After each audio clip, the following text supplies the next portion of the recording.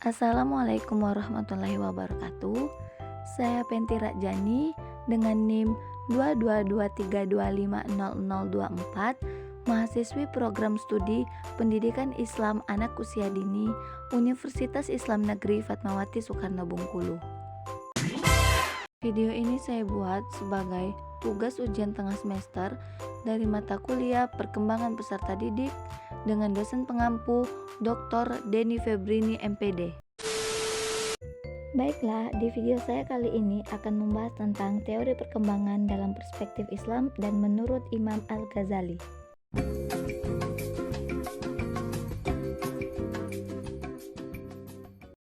Teori perkembangan merupakan sebuah teori yang berfokus pada berbagai perubahan serta perkembangan yang dialami manusia baik dalam struktur jasmani maupun biologisnya, perilaku serta fungsi mental pada beragam tahap kehidupannya yang terjadi dari konsepsi hingga menjelang kematiannya.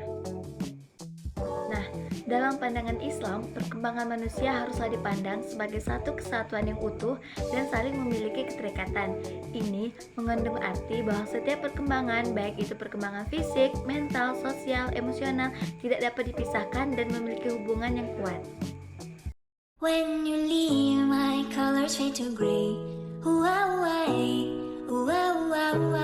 Every word of love I used to say, now I paint it every. Jadi, dalam proses perkembangan, itu ada sebuah sistem yang saling berkaitan.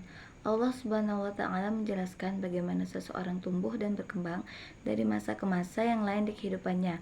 Allah berfirman dalam Quran surah Al-Hajj ayat 5 yang berbunyi, A'udzu billahi minasy syaithanir rajim. Bismillahirrahmanirrahim. Ya ayyuhan nasu in kuntum fi raibin minal ba'tsi fa inna khalaqnakum min turab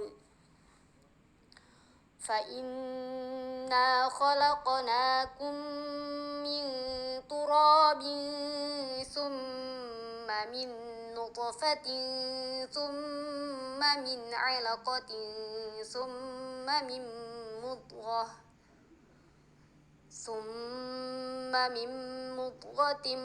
mukhallaqatin wa ghairi mukhallaqatin linubayyina lakum wa nuqirru fil arhami ma nasha'u ila ajalin musamman thumma nukhrijukum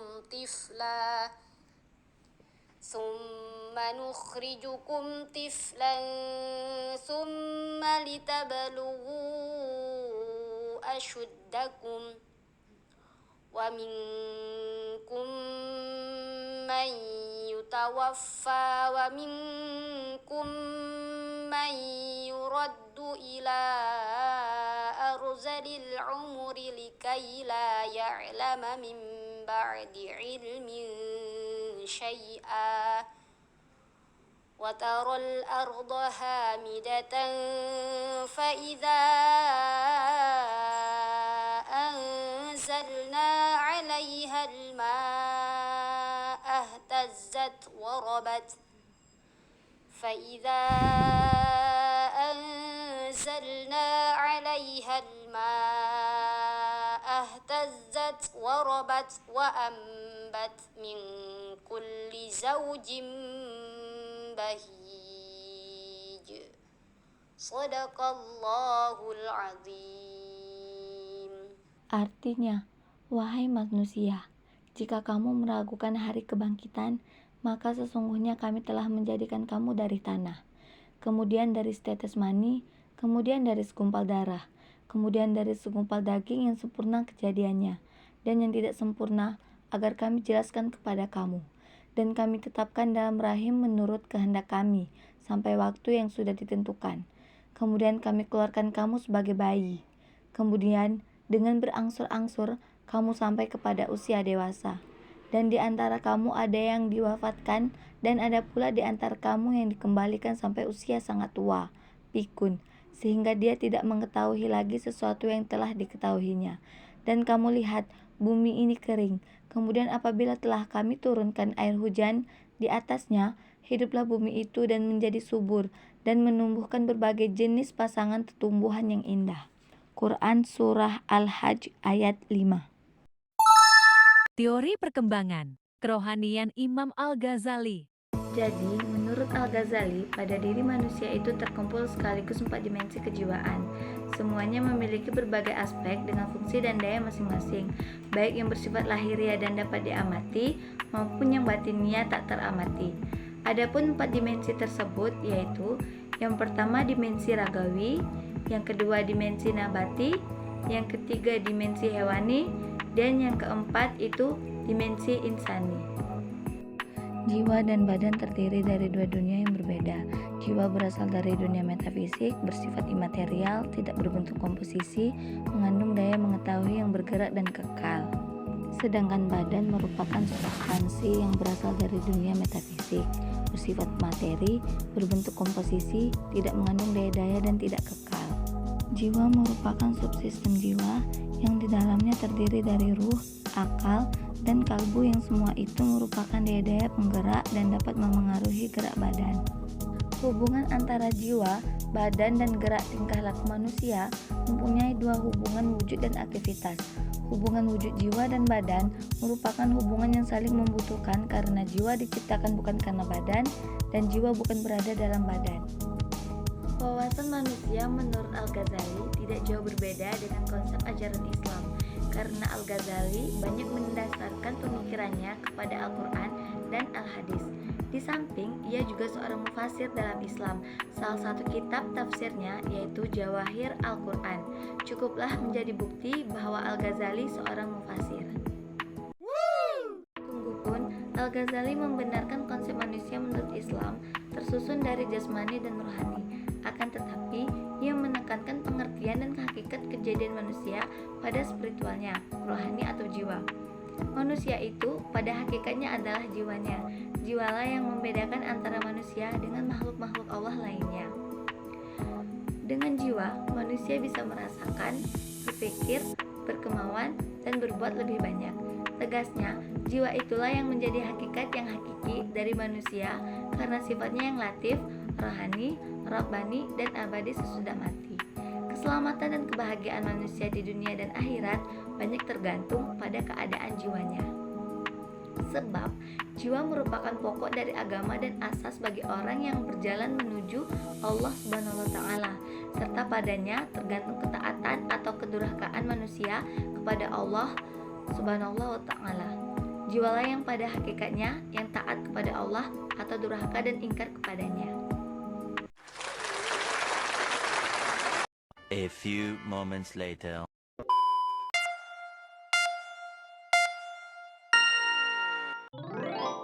Perkembangan rohani menurut Imam Al-Ghazali.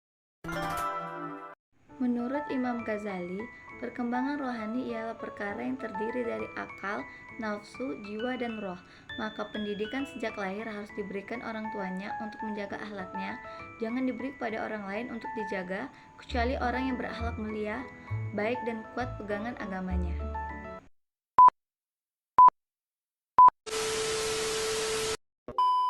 Three, two, one, jump! حبيبي يا محمد أتيت بالسلام والهدى محمد 2,000 years later. Menurut Islam, perkembangan rohani insan dari anak-anak hingga remaja terbagi dalam 4 tingkatan, yaitu yang pertama kanak-kanak, usia 2-6 tahun, beroleh perasaan suka didampingi.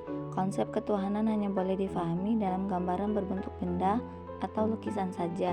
Konsep kebesaran Tuhan, nilai-nilai murni, dan adab sopan peringkat biasa boleh difahami dan dihayati. Kedua, kanak-kanak akhir, usia 7-12 tahun. Kesediaan rohaninya mulai mantap. Pendidikan agama dan moral boleh dipelajari secara formal. Amalan rukun Islam boleh diamalkan dengan tepat. Rukun iman mulai difahami dan dihayati. Ketiga, remaja awal, usia 12 sampai 15 tahun. Nilai ketuhanan, dosa dan pahala telah difahami secara konseptual. Memerlukan kepuasan kerohanian untuk menghadapi dugaan hidup. Pengaruh persekitaran dan rekan sebaya adalah penting dalam perkembangan rohaninya. Keempat, remaja, umur 15 sampai 20 tahun. Mulai mempunyai pegangan yang kuat kepada agama, percaya kewujudan Tuhan, dosa, pahala, dan hari pembalasan. Mulai mempersoalkan aspek kerohanian secara logika, mulai memikirkan Tuhan dan sifat ketuhanan secara abstrak. Terkadang timbul perasaan ragu, gelisah, dan curiga terhadap perkara yang berkaitan dengan kerohanian.